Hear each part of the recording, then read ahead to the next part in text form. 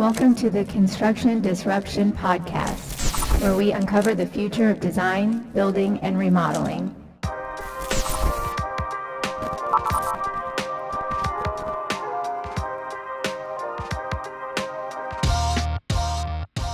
I'm Ryan Bell of Isaiah Industries, manufacturer of specialty metal roofing and other building materials. And today, my co-host is Ethan Young. Ethan, how are you doing today? I'm doing good today, Ryan. How you doing? I'm doing great. It's a beautiful day. Friday, weekend's about here. Finally getting hot here, so feels like summer is here for once. Today, our guest is Mike Zeppieri of Skanska, an industry leader in construction and development that is redefining safety standards by leveraging emerging technologies such as AI and robotics. Mike is a graduate of MIT and West Point, an Army veteran, and currently the Vice President of Emerging Technology at Skanska. Mike, first off, thank you for your service. It's great to have you on the show today. Yeah, I appreciate you saying that, Ryan, and thank you for having me on.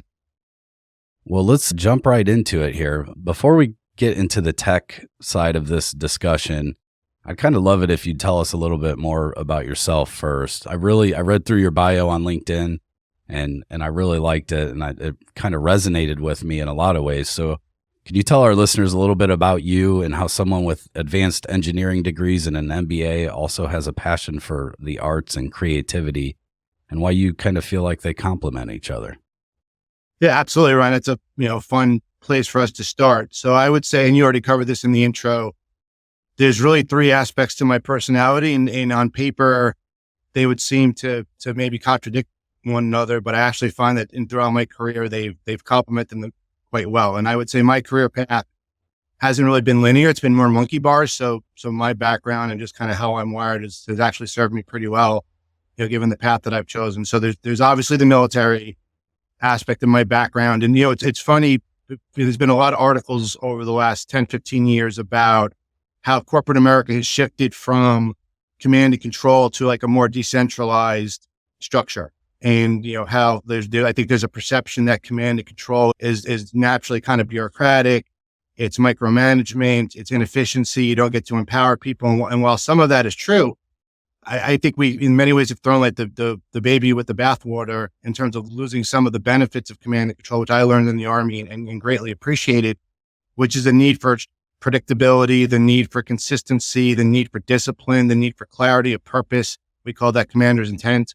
There was a lot of things I learned in the Army about just setting direction for an organization and actually empowering people. I mean, I think there's a lot of stereotypes around what happens in the military in terms of empowering people. And there's actually a lot of autonomy.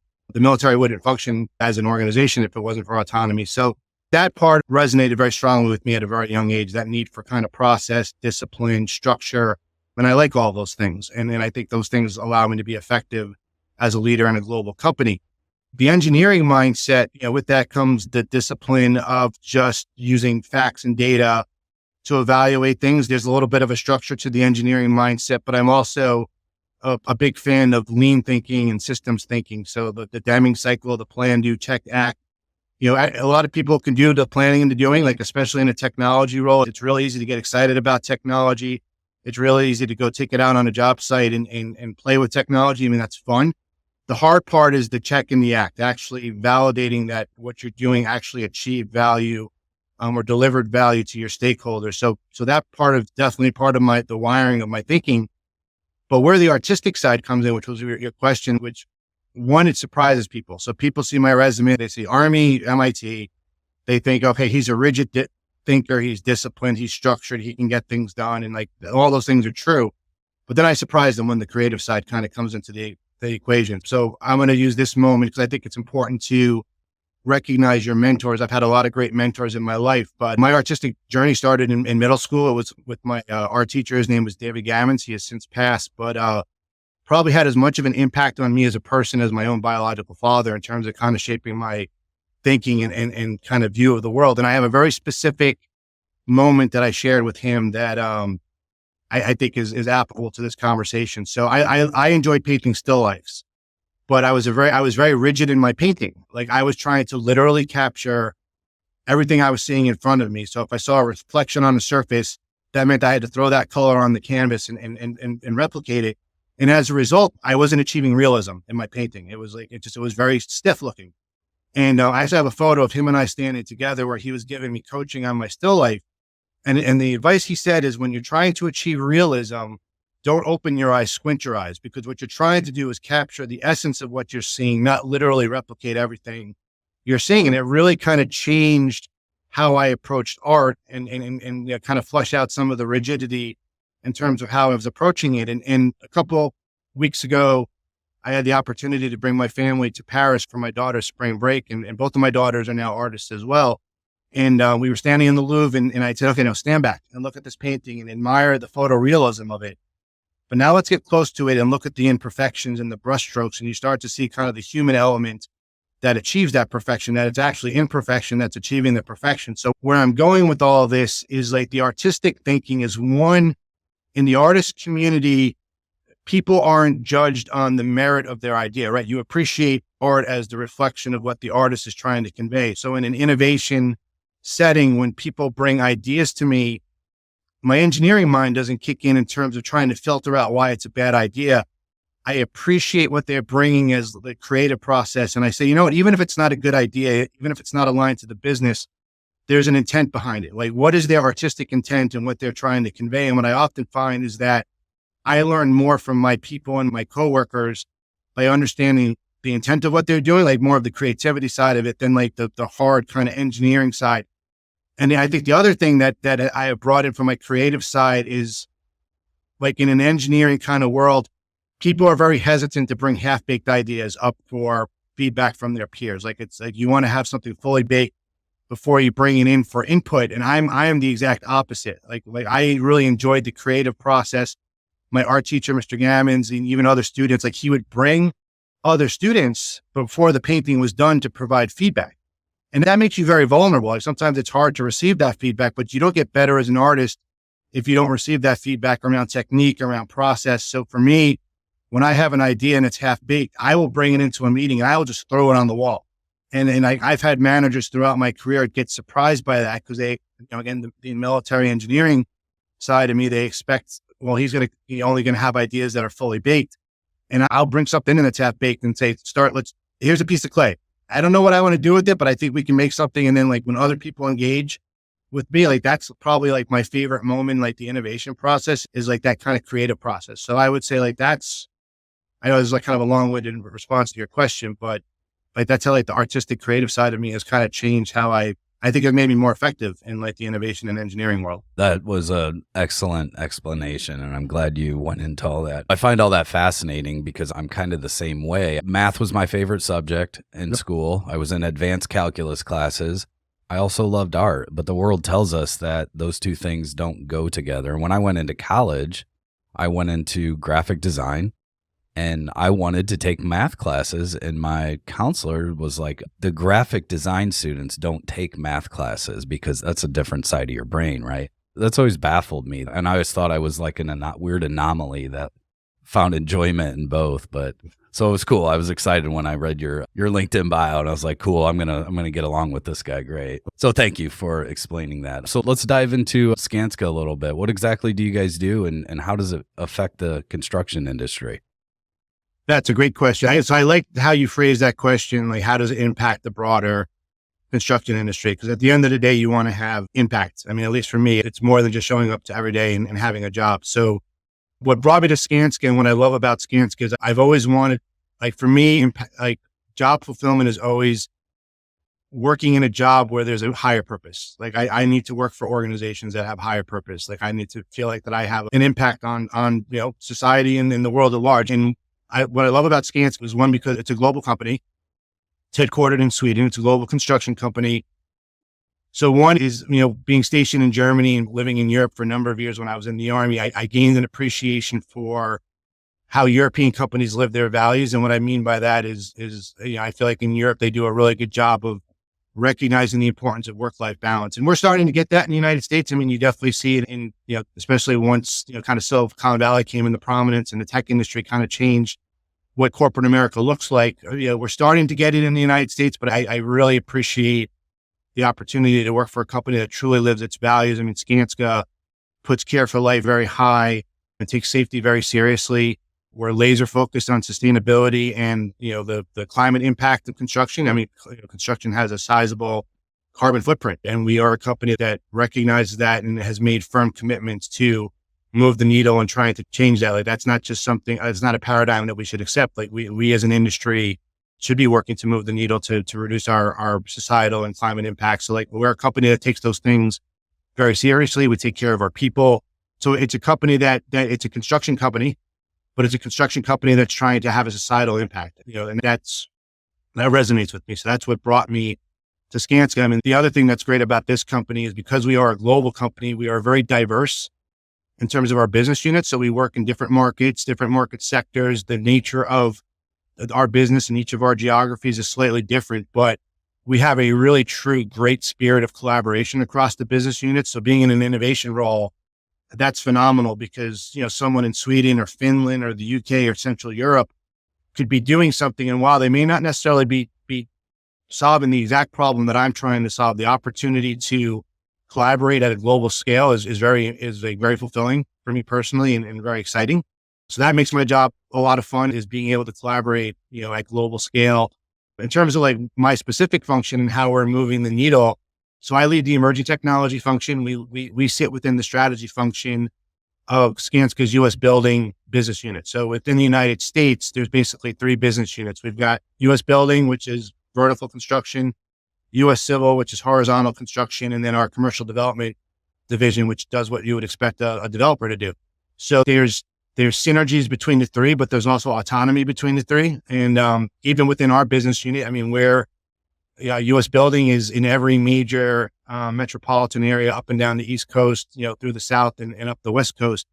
And yet each office is very different in terms of the markets that they serve and the technology that they need and the scale of technology. So it's very interesting puzzle of trying to kind of service this very decentralized company with very different needs, sitting in a central technology function. So my team, we basically exist at what I would say is the intersection of the different innovation streams. So we don't have a department of innovation. That's actually something that's by design and by intent. We have learned through our journey as a company and as technology has evolved in construction, that a large central overhead function, a large central training function, or a large central service function really doesn't serve the business. So my team is this very small and mighty group of overachievers that sit in the middle of all these different innovation streams that are coming at us from every direction. It's coming at us from VCs. It's coming at us from academia.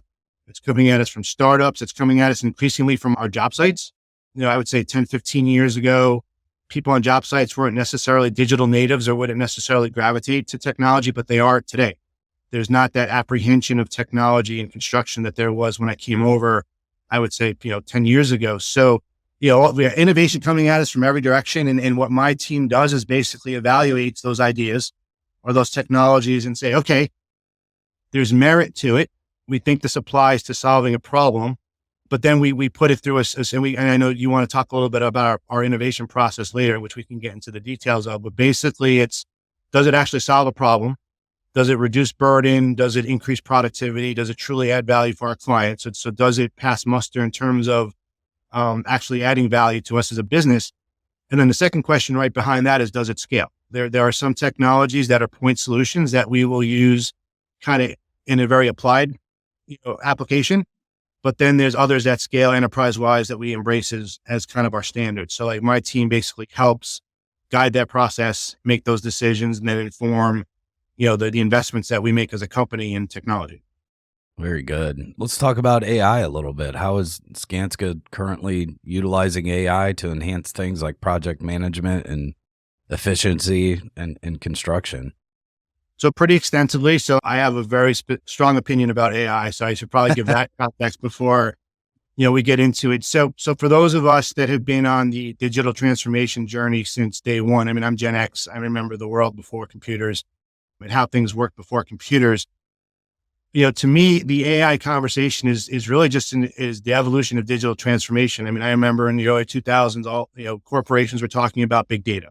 They recognized that there was value in their data sets and the patterns and getting to like predictive and prescriptive analytics. So the AI conversation isn't new. The data conversation isn't new. The but the technology is moving at a rapid pace. So I can't dismiss that AI is a radical leap forward in terms of moving the needle towards achieving predictive and prescriptive analytics, but I still see it as an evolution. I mean, we as a company had already made an investment in data prior to generative AI and ChatGPT kind of capturing everyone's imagination. So when ChatGPT hit the scene and everyone was suddenly talking about AI, I kind of saw it through two lenses. So the first lens was like, okay, this is an evolution, like this is a leap forward, but it's really just a leap forward in chatbots. It's a leap forward in search. It's a leap forward in digital assistants. I mean, we understood the application of these things in our industry, but the ChatGPT aspect of it, I mean, I think it almost came across to me as like a marketing ploy. It was like big tech needed the next big thing.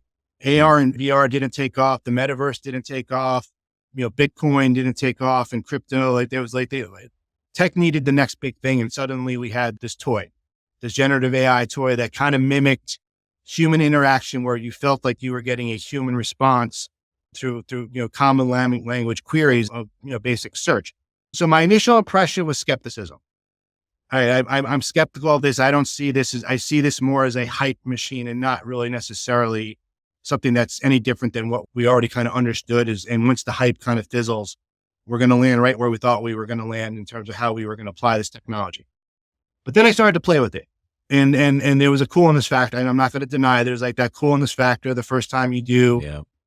You kind of prompt the AI in fun and interesting ways. I would say, given my creative side, I started playing with the image generators more so than the text generators, like trying to create.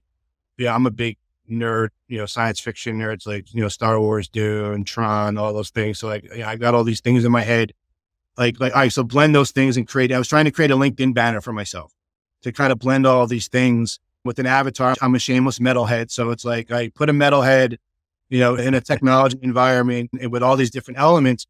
And at first it was fun and it was a fun toy to play with. But then as an artist, I started to say, okay, but the AI is generating this image because it's pulling from other people's work. And I didn't feel good about that, okay, so I'm able to now create. I'm not a talented enough artist to necessarily create the image in my mind. Now I can let generative AI do it, but it's taking other people's work and it's not citing their work. So I didn't feel good about that as someone who appreciates art. And the other thing was there's kind of a mediocrity to what it creates. I mean, if you look at like a lot of the AI images and stuff, like you could tell they're AI generated, and I'm sure we're going to get to a point where that's not the case, but it's almost getting to, I would say there's like a sameness to the images that people create because it's kind of pulling from the same archive of information. And as the patterns generating what it pulls from. So I started to say, okay, AI is allowing me to create things I couldn't create before, which is kind of cool. But there's a mediocrity to what it's creating. So then that, like, my second kind of impression of it was kind of this guilt of, I would think just the ethics of pulling from other people's work and not being able to cite it.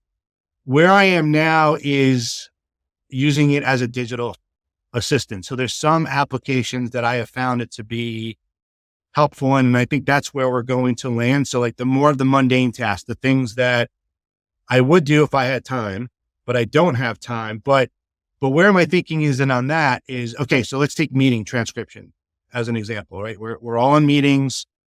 We sometimes miss the opportunity to capture what was discussed in the meeting, action items, critical things that people said. Like we're not taking notes fast enough because we're all jumping to the next meeting. We don't have time to pause at the end of the meeting to actually document what we discussed. So AI seems like this magical, what a great magical solution to solve that problem. But then I think, like, what's the root cause of that problem? The digital transformation in the digital age has in many ways buried us in information. And now we almost need technology to unbury us from the pile of things that have been piled on us by technology. So is it a net gain? Do I want to apply AI because I don't have time to actually be more thoughtful in meetings because I'm worrying about the next meeting? Isn't the better solution to maybe have less meetings? It's like you're moving a pile of dirt. So I moved the pile of dirt from here to here, but have I actually really achieved anything? If I haven't graded it so I can seed it, I haven't really moved the needle. So that's kind of where I am at AI. And I think that's my personal opinion. Now, where we are as a company, though, is because we were on a data journey, we were able to take this disruption in stride. So we do have generative AI internal capabilities that people are using. And I would say, given feedback that we've heard from our employees, they're all on a very similar journey. There's some who are skeptical. There are some who are finding applied uses like digital assistant that they find to be very useful. And then there's some that have concerns about the technology, the ethics of it, privacy concerns, which I think are not unwarranted. So where we are as a company is we've embraced the technology. We've taken it into stride. I don't know that we've given in to the hype of it, but we're also seeing some promise. So I think we're on the journey of evaluating it. We haven't dismissed it, but we haven't gone all in on it. I think we're being very pragmatic about what AI can do. What blows my mind is that the image generators can't get text right yet. No, or fingers. You get like 6 fingers. You get 6 finger people. Yeah, they really can produce some pretty cool stuff. And as a creative, that's what I went to the image generators first instead of Chat GPT. And just really, I spent a lot of time just putting stuff in there. What can I make? And as a creative, it helps my thought process. But again, the ethics of it and stealing other people's work is certainly concerning. And Adobe there was some drama around Adobe updating their terms and conditions here recently, where it left a lot of creatives thinking that what they are going to create in their programs now is going to be read and looked at by Adobe's Firefly and used across their applications. So definitely interesting and something that I think we're going to be living with for a while. Can you share any examples of how AI is being used to improve safety and risk management on your construction sites or job sites? Absolutely. So that's one of the areas we're heavily investing in. The classic I think the well-known application is catching the safety incident in the moment so that you can respond to it. So an example of that is making sure, because safety is very important to Skanska, making sure that people are wearing their PPE properly. So we have site cameras that's capturing, imagery, continuously. We're looking at how do we take that imagery and pass it through an AI kind of, way of evaluating that to catch incidents in the moment. But the limitation that we're finding is that's good, capturing the incident in the moment, but there's other implications when you start thinking more kind of holistically in terms of like a data mindset or a systems mindset. Are there additional applications of that data that would be of value? So you capture the incident in the moment, but what if there's a pattern around that particular individual over time? What if that person is repeatedly not wearing their PPE? So now you have a systemic problem around that individual, and there's different things that you would want to do to engage that. Maybe they need training. Maybe you need to go talk to that sub. You need to address that, right? Because now it's a systemic problem. But what if that systemic problem extends to the sub itself? It's not just their employee. What if it's their crews? And that's a systemic problem. So you're capturing a safety incident here around that, but how does that then feed into subcontractor selection or pre-qualification over there? Like there's value to the data you're capturing around safety here, which should inform how you want to work with that sub in the future, because we work with the same subs over and again. Then I'm not using this as a specific example to call out an incident to say that this has happened with any particular sub, but hypothetically it could happen, right? So you're capturing data in the moment, but there's value to that data in terms of the patterns and the usage. So that's how we're thinking about AI, is capturing the data in the moment is good. Capturing patterns and then relating that to data to other things that give us a broader view is better. And, so that's how we're kind of thinking about it. Let's dive into kind of the emerging technologies side of things that you guys look at and invest in. What's some criteria that you use, or what's that decision-making process look like for you guys? So my boss sent me a podcast, and I'm not recalling the name of it right now, but I'll send it to you if you want to re-record it or capture it later. But it was about innovation through reduction. And that podcast really resonated with me because you take any innovation brainstorming process, you bring a group of people together to brainstorm around innovation, and it tends to be additive. And I wish I could cite the podcast because this wasn't my thought, but it really resonated with me. So that's why I'm sharing it. It's, you're in a room, and when you talk about innovation, process improvement, it's always additive. What are the things that we can do? Like, well, we should do this and we should do that and we should do, and then the pile keeps getting bigger and bigger and additive. But when you think about innovation in terms of productivity and what we're trying to achieve in construction, it really needs to be reductive. I mean, we need to reduce the burden on our people, on our job sites, to really move the needle on productivity. And so we're starting to look at innovation through the lens of burden and reduction, because one of the things that we're hearing loud and clear from our job sites is that they're hitting app fatigue. there's too many tools, there's too many solutions. And I think where construction is different from manufacturing, where I had spent a fair amount of my career, is manufacturing. There's the whole nature of production systems and assembly lines. Like they were transformed, the moment that Henry Ford had the idea of the moving assembly line, and then was refined by the Japanese through Taiichi Ohno and others with the Toyota production system and lean thinking.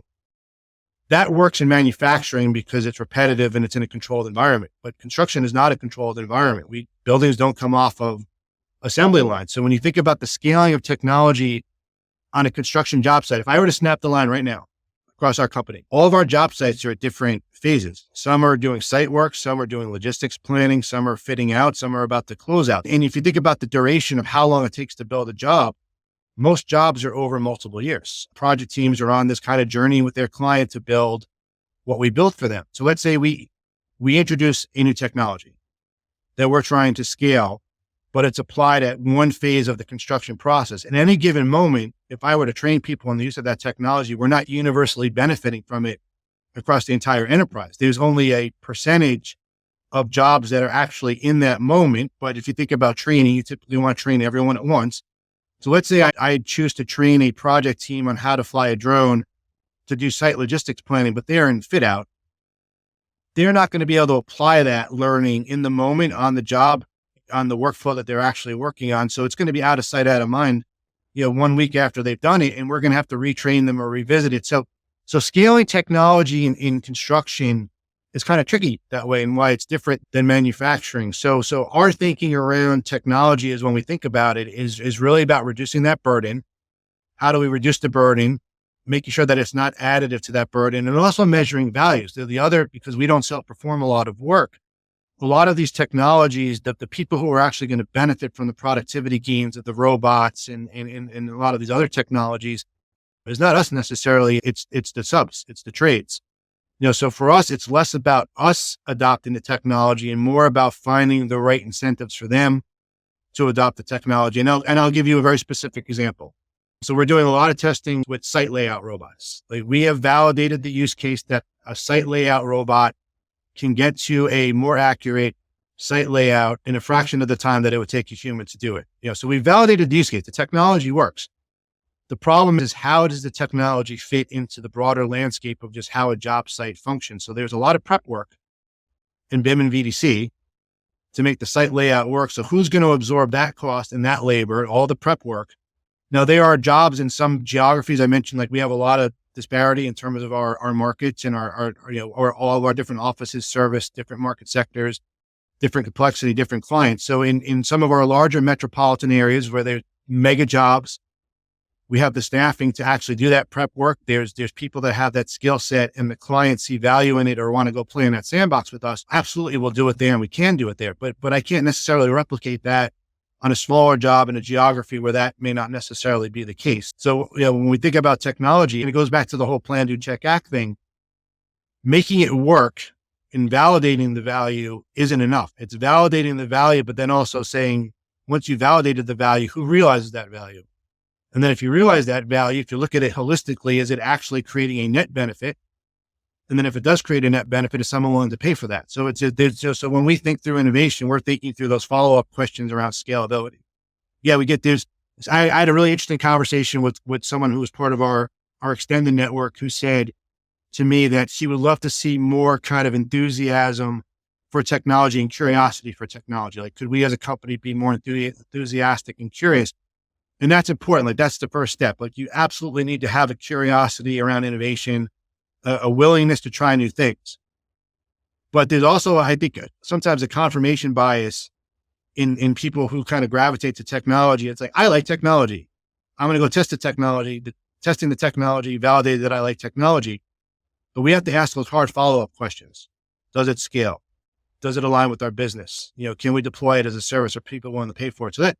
So we've built a process to kind of structure that and ask those questions. I can't say we've perfected it, but people are starting to gravitate to it, and they like it because they're like, it kind of goes back to where we started with kind of the different aspects of how I operate personally. Is it provides enough discipline and structure and process that we can scale, but it also gives enough room for autonomy and creativity so that we actually truly are harnessing innovation from our people in the field. And I'm really proud of our team that, we have been able to build something that strikes that balance. And like I said, people typically look at process, especially when you try to impose process and innovation, they see it as a blocker, not an enabler. It's innovation. They try to find ways around it. And what we're finding is people are increasingly gravitating towards it, which is probably the best, I think, metric that it's working. Is it perfect? No. Do we still hit obstacles and frustrations? Absolutely. But I'm really proud of where we are as a team and what we've done with it. So explain to me what a site layout robot is. Like, I want to go type that into Midjourney and see what it gives me. But what exactly is that? I don't know. That's a good question. So most construction jobs, at some point, it's just a concrete slab. Like, you get to a phase of construction where you're just looking at concrete slabs, and at some point, you have to figure out where the different penetrations are going to be, because you've got, mechanical, electrical, plumbing, things that are coming through floors. You've got walls that are going to be erected.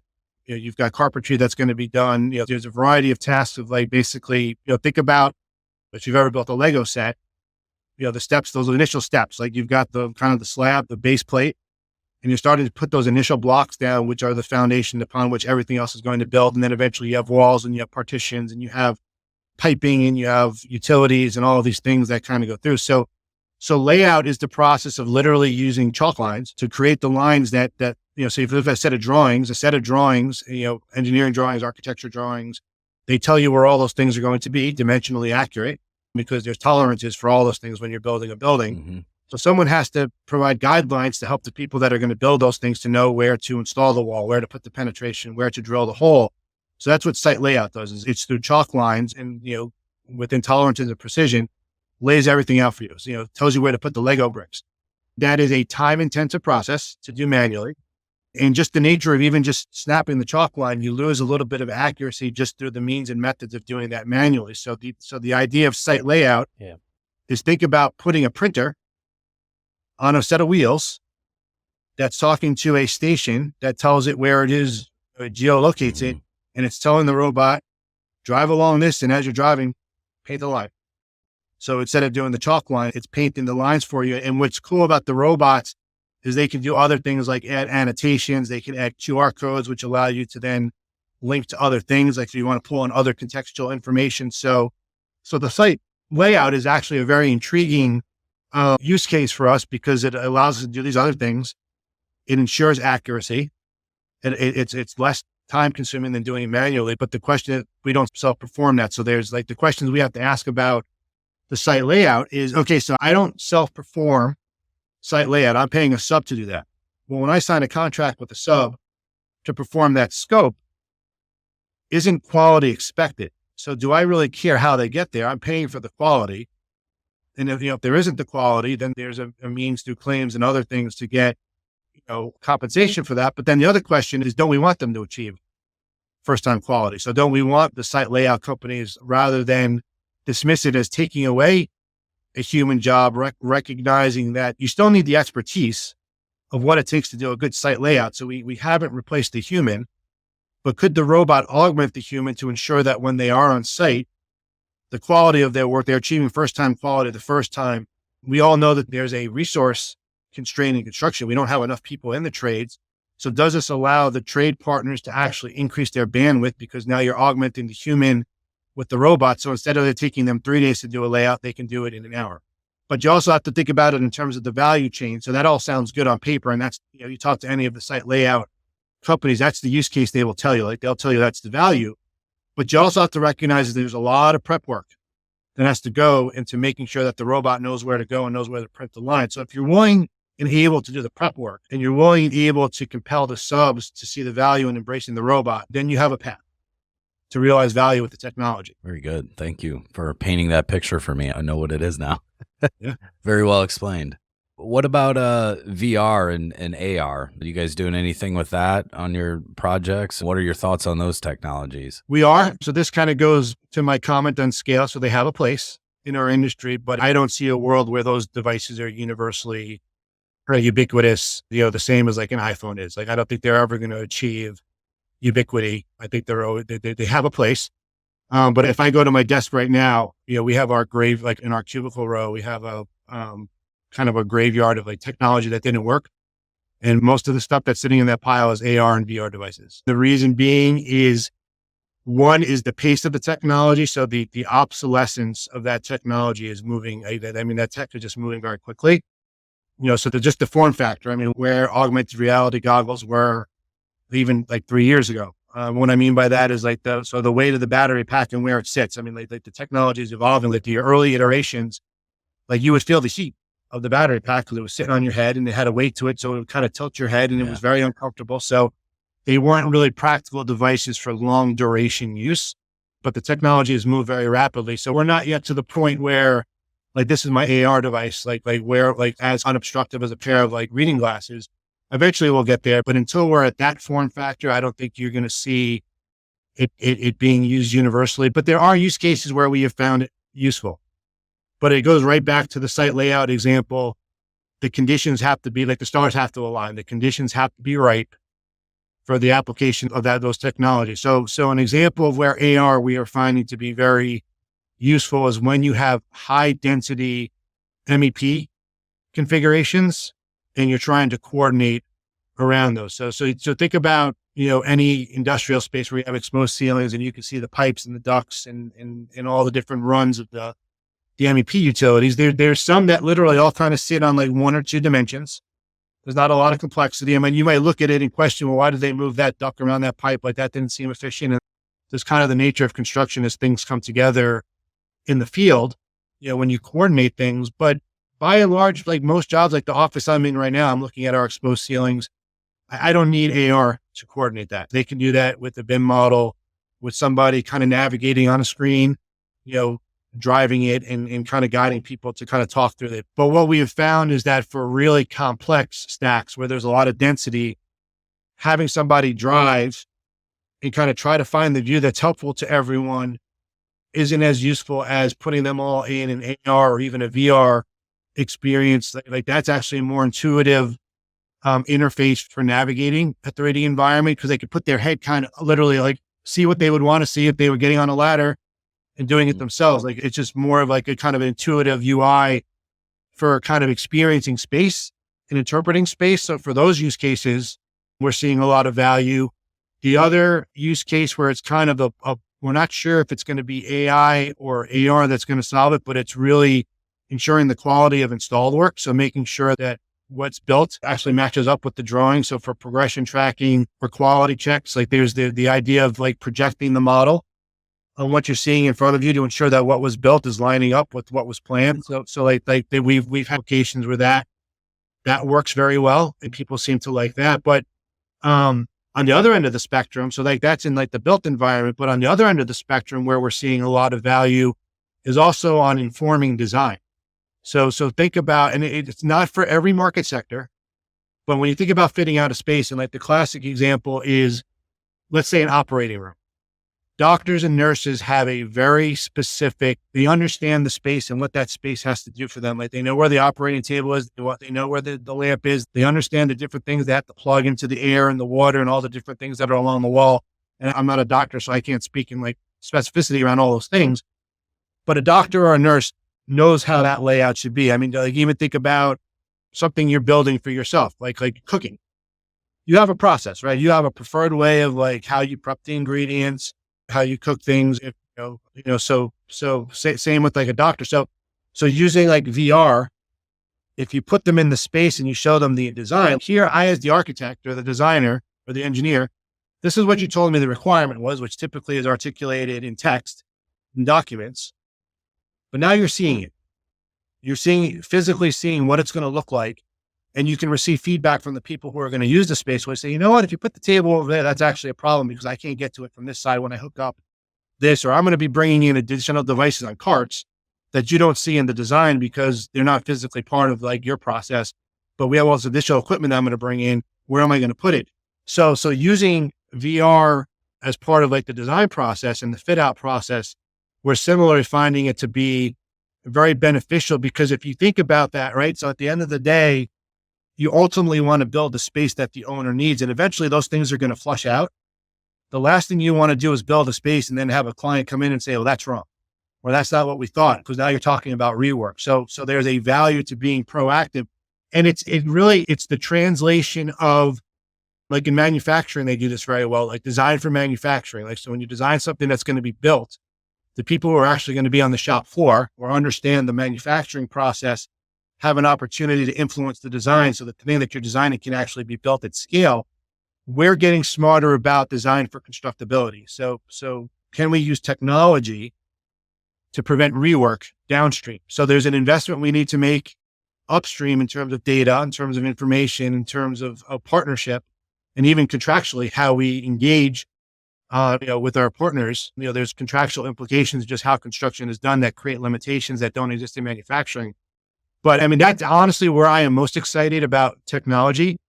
And this kind of goes to my lean thinking. I see a lot of the technology that's coming out now, particularly the startups, is they gravitate to a problem that they see and they're trying to solve the problem. But the problem that they're solving is inherently inefficient. It's inherently wasteful. So what we're doing is we're using technology to get better at doing something that's inherently wasteful. If we just move upstream in the value chain and get to the root cause of why that thing is so wasteful, could we use technology to prevent it? So now I'm not spending more money later to fix things or to rework things. It's that whole go slower to go faster kind of paradigm.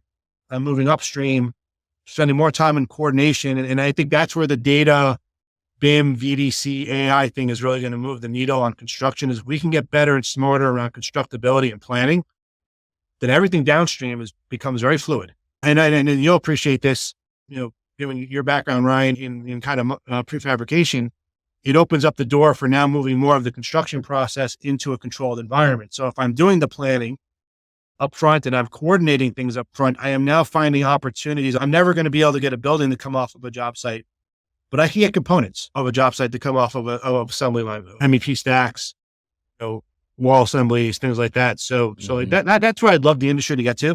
And I think that's going to be our Henry Ford moment. We have not had, I told my coworker, Mark Moore, who sits here in Boston, that I would use this quote in a podcast. He has this great quote that I love, that he says that, construction is an unbroken line since the days of the pyramids. And he's not wrong. We have not had that. If you think about manufacturing, used to be a craft industry, the same as construction, but it had that transformational moment. The Industrial Revolution was the catalyst for it. They had that moment, the Henry Ford, the Taichi Ono, the moment where somebody radically transformed manufacturing. We haven't had that moment in construction yet. But I think data, AI, and some of these other technologies, if we move it upstream, I think that will get us there.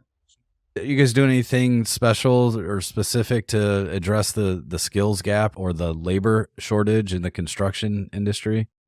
We are, and it's through a number of different channels. And so this is a topic that I'm particularly passionate about, and I have a very strong opinion on. And this is because I come from an immigrant family. So my grandparents, came off a boat from Italy.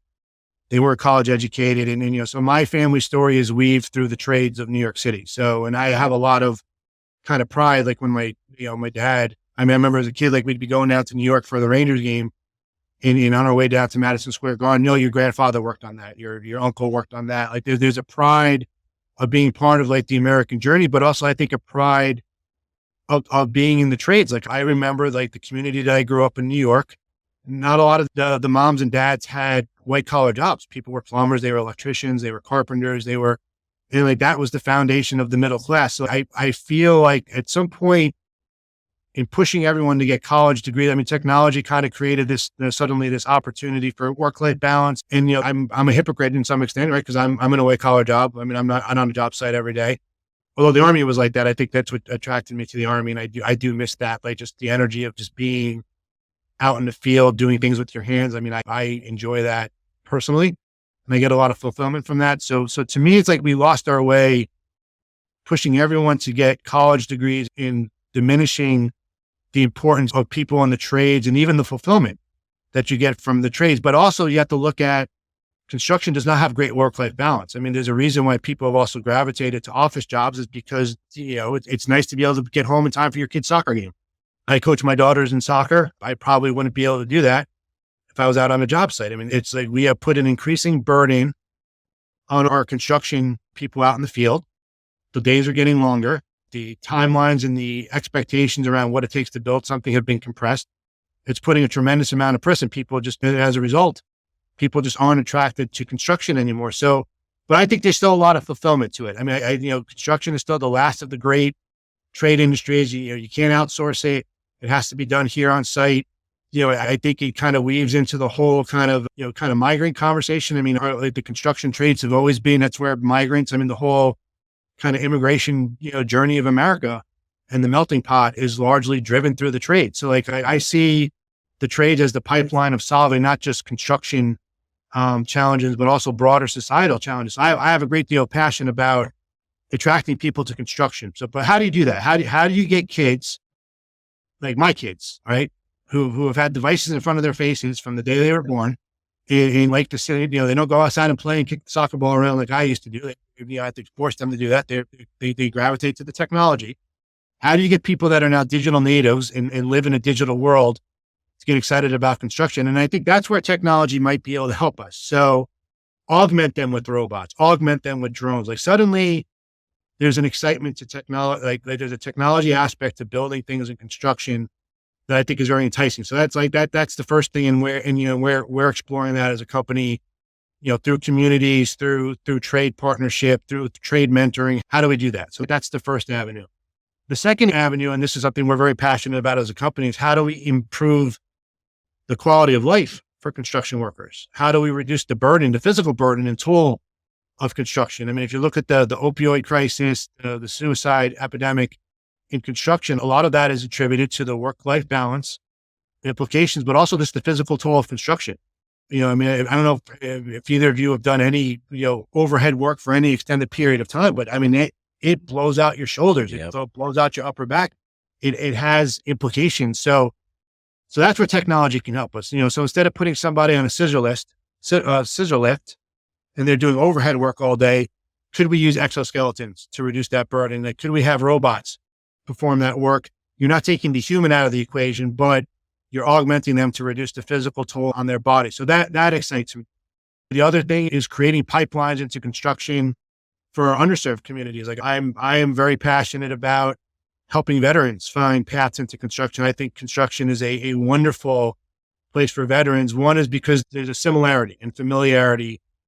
Being out on a job site and working with superintendents is like being with a platoon and working with a great non-commissioned officer. There's so many parallels between the culture of the military and the culture of a construction job site. At the end of the day, both are about, performing under high stress situations and managing risk. So I'm very passionate about helping veterans find places in construction. So in our companies as well. Actually, I purposely wore this shirt today. You can see it. This is a patch that they created for all the veterans. They sent this out on Veterans Day. This shirt to all the Skanska employees that are veterans. And we're very appreciative of that. We do a very good job through our diversity and inclusion efforts to not just do that, but also we mentor, trade partners that are owned by underserved communities. So women, minorities, increasingly people who are not English as their native language or their first language, finding ways to make sure that those people have a place to find paths, rewarding construction paths in construction. So we do a lot of work through mentoring trade partners. We have a number of different programs that we do for that.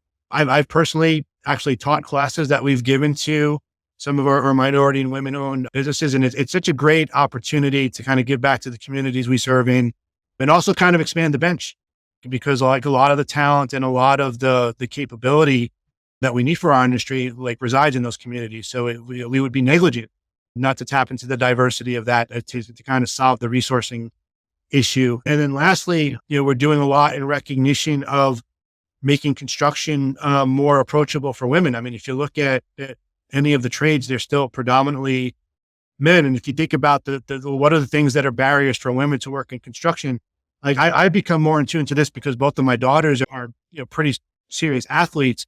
Most of the athletic equipment that they use for soccer, for lacrosse, for basketball, it's designed for the male body. It's not designed for women's bodies. And there's actually articles right now, there's an epidemic of college level female athletes that are suffering from meniscus injuries. And there's this pattern of female athletes when they hit a level of intensity in terms of their training and their play, they're all suffering these knee injuries. And there hasn't been enough research in this, which is unfortunate.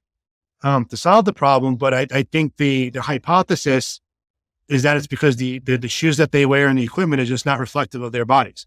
And my daughter's is actually dealing with some knee injuries right now. And I guarantee you that's probably part of the equation. So like we're partnering with vendors that are designing work boots for women, where we're partnering with companies that are creating PPE that actually conform to a women's body that accommodates them when they're pregnant, so that they can continue to be on a job site and wear PPE and wear it in a way that's not discomfort to them. And then solving the broader problem is like the burden of motherhood largely falls on working mothers.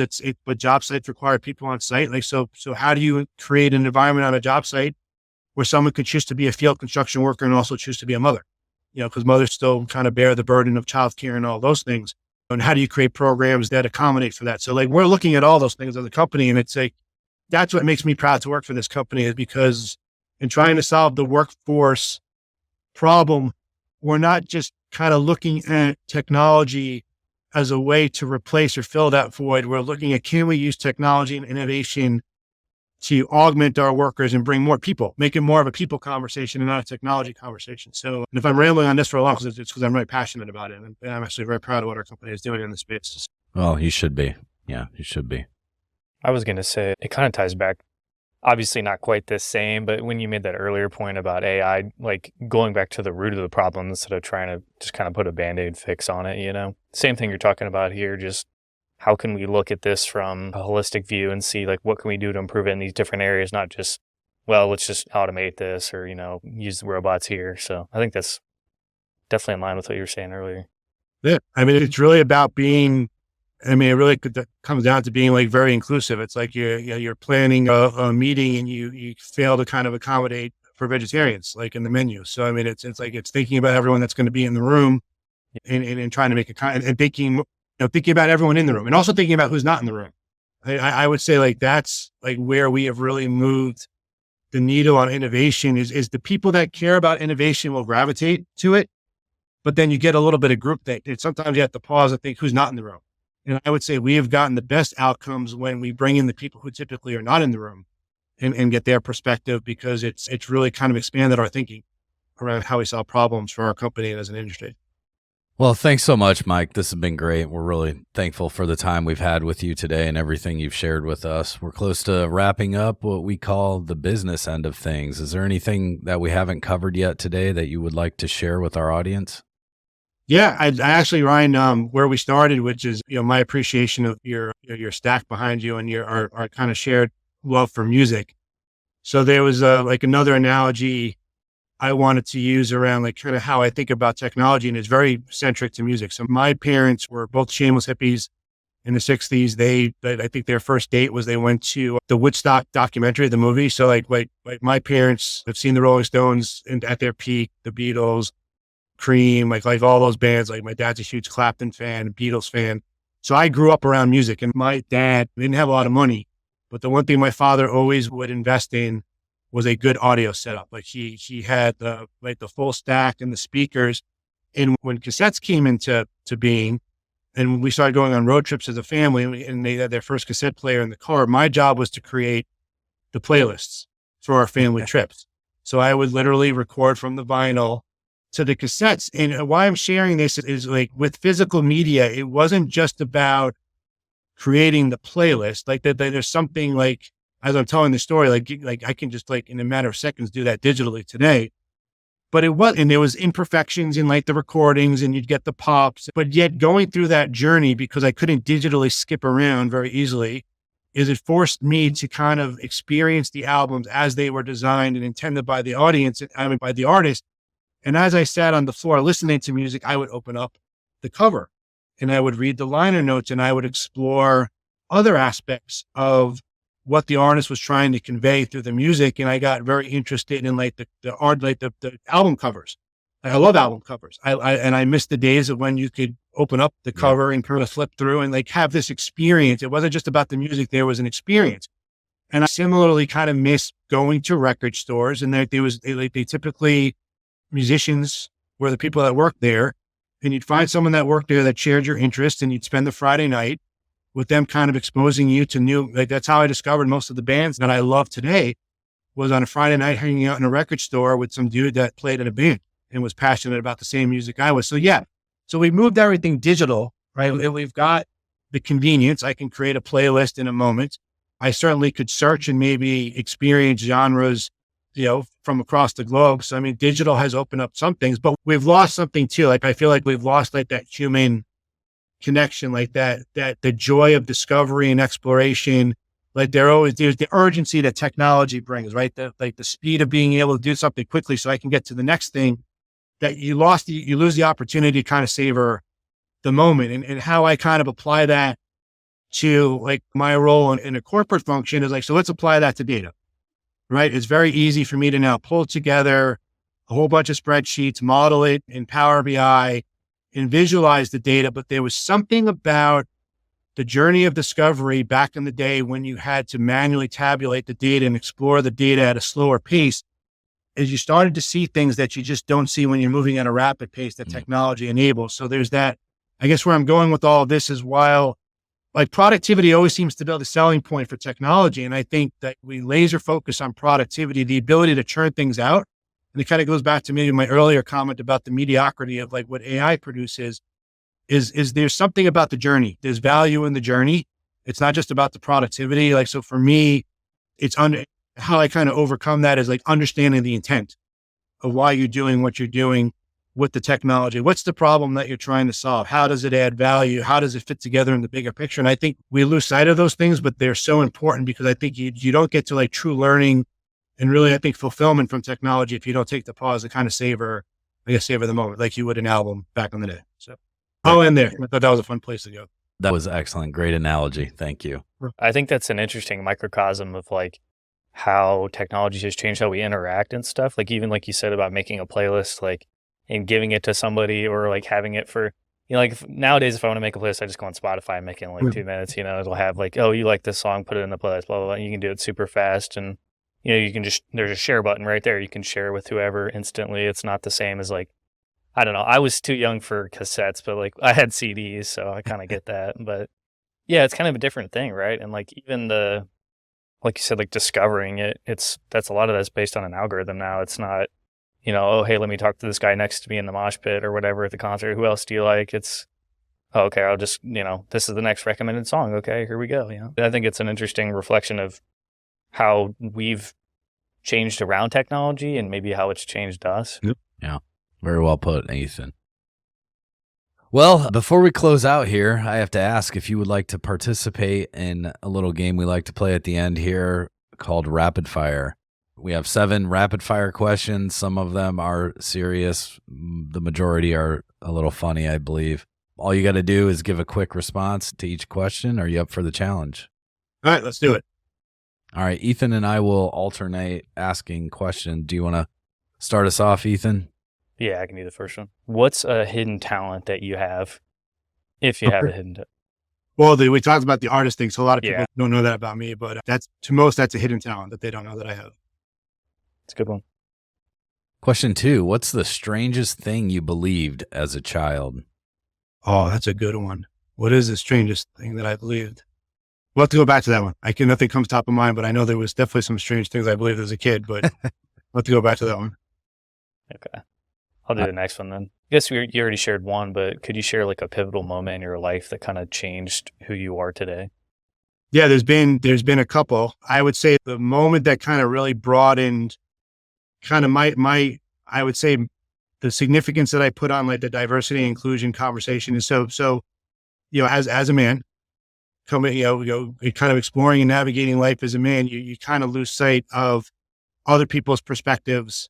And, I don't think you recognize how things are kind of aligned in a way to kind of further your journey as a man. And like, you don't really gain an appreciation for what women deal with until like you kind of really experience things through their eyes. And my wife, so Ryan, she's a graphic designer. She's an artist too. She's a very talented graphic designer. We hit a point on our journey as a couple where we were trying to get pregnant. The company that she worked for knew that they were downsizing, and she was kind of pushed out of the workforce. As a result, she was laid off. And then you have kids and you have to accommodate childcare and then global pandemic. So it's been this kind of series of events that have prevented her for me being able to get back into the workforce. I mean, she's college educated. She has more talent than I do in many ways, but yet there's barriers. And I don't know that I truly appreciated and recognized those barriers until I kind of experienced them through her eyes. And I think it was a pivotal moment for me to kind of, to see that and acknowledge that. And it's kind of like it's a sombering realization, because it's easy to dismiss that when you're only seeing it from your perspective. But when you see it from someone else's perspective, and you take the time to see it from someone else's perspective, it's very sombering. But I also think, as a result of having that kind of like realization, it makes you a better leader, because that's always top of mind for me now. It's like, I'm always thinking about like, okay, someone's not performing. Like it's given, and this is not a short answer to your rapid fire, but it's like, so let's say I have an underperforming employee. It's very easy to just dismiss that. And like, now it causes me to really pause and kind of say, okay, well, what's going on? Like, don't just dismiss it based on face value. Like see it from their perspective. There's always other circumstances, and you need to take the time to understand them. So yeah, so I think that was a really pivotal moment for me in terms of how I think about people's, like, what they're experiencing in their personal lives, and how sometimes you don't even know, right, what's happening behind the door. Sure. Yeah. Question number 4. If you could have any animal that's a carnivore as a pet, regardless of practicality, what would it be? Oh, probably a shark. Without a doubt, a shark. Yeah. That'd be cool. That'd be sweet. Yeah. With lasers. We got the sharks with lasers. Of course. All righty. How do you stay motivated and inspired, especially during tough times? So I am fortunate in that I have a lot of hobbies that I tap into to distract. Like music is my passion. I think there was a path or in my life where I potentially landed in a recording studio. I am a mediocre guitarist, so I enjoy playing guitar. I'm not talented enough to make music. I can't play lead, but I'm okay at rhythm. So like when I'm stressed out, I go to that place. Like music is always my sound. Like it's always like kind of like there's like literal albums that I listen to when I'm in certain moods that lift me up or motivate me, or like even my high school yearbook. My quote in my high school yearbook was lyrics from a Queen song. So there are songs that hit me a certain way and lyrics that hit me a certain way. So that's always where I go when I need to pick me up. What's the most ridiculous thing you've ever bought? Oh, so my wife will tell you it's my collection of Star Wars toys. So this is a funny, so talking about the different aspects of my personality, right? So when my wife and I met, she knew I was a military veteran. She knew I was going to MIT. She didn't know I was a nerd, because all my nerd possessions were in storage. And we got engaged, and we moved to California, and the nerd thing stayed in storage because we weren't sure how long we were going to live in California. And that ended up being a decade, but never took the time because we didn't live in a big enough apartment to move the nerd stuff over to California. So we moved back to the East Coast, and now I'm reunited with my nerd stuff. And my parents, who live in New York, they'd come visit us periodically. And every time they came up, it was the box of Star Wars stuff. And after the first box, my wife was like, okay, I knew you were into Star Wars, but maybe not to this extent. And then the second box shows up, and she's like, okay, I understood why you had the action figures, but do you need all the play sets? And then the third box shows up. She's like, oh, you got all the spaceships too. And then it's like the fourth thing comes up, and it's like, shit, you've got costumes too. And by the time the fifth box came, and she's like, if I knew you had all this stuff, I wouldn't have married you. So yeah, so that's like the most ridiculous. I don't buy them anymore. No, I won't. I'll take that back. I have learned to fulfill that need through my children. So my daughters have a lot of Star Wars Lego sets because they wanted them. And I get to build them with them, but they're all sitting in my office now. So. Well played there. Well, Mike, thanks again for your time today. We really appreciate it. For anybody that wants to learn more about Skanska or get in touch with you, what's the best way for them to do that? So LinkedIn is always a reliable way to, I'm pretty active on LinkedIn. So that's the easiest way to find me. If not, you can find me on email. It's my first name last name at Skanska.com. So my full first name, so Michael.Zeppieri at Skanska.com. So either way. Awesome. We will put that in the show notes. Before we wrap up here, I forgot to mention it at the beginning, but we were playing our challenge words game and we were all successful at working our word in. Mike, your word was? Vegetarian. Vegetarian. You worked it in very well. Ethan, your word was? Mine was mosh pit. You did great, man. I was a little nervous for you trying to get that one in there. And mine was carnivore. Snuck it in there at the end in the challenge words, or I'm sorry, in the rapid fire questions. So good job, guys. Well, thanks so much for tuning in to this episode of Construction Disruption with Mike Zeppieri, Vice President of Emerging Technology at Skanska. Please watch for future episodes of our podcast. We are always blessed with great guests. Don't forget to leave us a review on Apple Podcast or give us a thumbs up on YouTube. Until the next time we're together, keep on disrupting and challenging those in your world to better ways of doing things. And don't forget to have a positive impact on everyone you encounter. Make them smile and encourage them. 2 simple yet powerful things we can all do to change the world. God bless and take care. This is Isaiah Industries signing off until the next episode of Construction Disruption. This podcast is produced by Isaiah Industries, manufacturer of specialty metal roofing and other building products.